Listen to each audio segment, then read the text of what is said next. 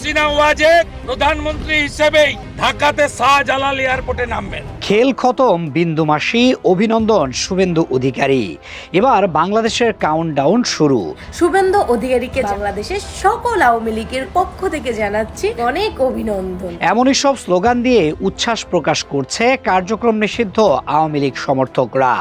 পশ্চিমবঙ্গের বিজেপি নেতা শুভেন্দু অধিকারীকে কেন্দ্র করে সামাজিক যোগাযোগ মাধ্যমে হঠাৎ করে এমন উচ্ছ্বাসে ফেটে পড়েছেন তারা, যেখানে শুভেন্দুকে মুখ্যমন্ত্রী সম্বোধন করে অভিনন্দনের বন্যা বইয়ে দেওয়া হচ্ছে। অনেক পোস্টেই দাবি করা হচ্ছে শুভেন্দু অধিকারী ভারতের রাজনীতিতে এমন এক অবস্থানে আছেন যেখান থেকে তিনি বাংলাদেশে শেখ হাসিনাকে ক্ষমতায় ফিরিয়ে আনতে পারবেন। বিভিন্ন সময়ে ভারতীয় গণমাধ্যমে বক্তব্য রাখতে গিয়ে তিনি শেখ হাসিনাকে বাংলাদেশের বৈধ প্রধানমন্ত্রী হিসেবে উল্লেখ করেছেন, যা আওয়ামী সমর্থকদের কাছে ইতিবাচক বার্তা হিসেবেই দেখা হচ্ছে। সেই প্রসঙ্গ টেনে অনেকেই লিখছেন, যে ব্যক্তি শেখ হাসিনাকে ভালোবাসে আওয়ামী লীগের কর্মীরাও তাকে ভালোবাসে। কেউ কেউ আবার আরও এক ধাপ এগিয়ে বলছেন, রাজনৈতিক সীমানা আলাদা হলেও আদর্শ ও আবেগের কোনো সীমারেখা নেই।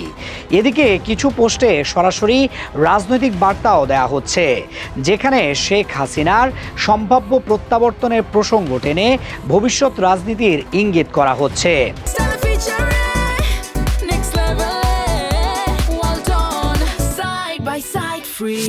এমনকি শাহজালাল আন্তর্জাতিক বিমানবন্দরে তাকে সেলুট দিয়ে নিয়ে আসার কথাও বলা হচ্ছে।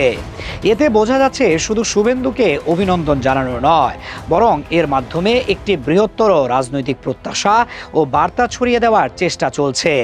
বিশেষ করে ভারত বাংলাদেশ সম্পর্ক এবং আঞ্চলিক ভূরাজনীতির প্রেক্ষাপটে এসব পোস্ট নতুন করে আলোচনার জন্ম দিচ্ছে। অন্যদিকে আওয়ামী লীগের শীর্ষ নেতা AFM বাহাউদ্দিন নাসিম তার ফেসবুক পোস্টে নেতাকর্মীদের রাজপথে সক্রিয় হওয়ার আহ্বান জানিয়েছেন, যেখানে তিনি গণতন্ত্র ও ভোটাধিকার পুনরুদ্ধারের আন্দোলন চালিয়ে যাওয়ার কথা বলেন। ভারতের রাজনীতিতে শুভেন্দু অধিকারীকে ঘিরে সাম্প্রতিক আলোচনা, নরেন্দ্র মোদীর দক্ষিণ এশিয়া ভিত্তিক কৌশল এবং বাংলাদেশের রাজনৈতিক পরিস্থিতি সবকিছু মিলিয়ে বিষয়টি এখন আর শুধু সামাজিক যোগাযোগ মাধ্যমের উচ্ছ্বাসে সীমাবদ্ধ নেই। বিশ্লেষকরা বলছেন, এসব প্রতিক্রিয়া আঞ্চলিক রাজনীতির গভীরতর এক প্রবাহের ইঙ্গিত দিতে পারে।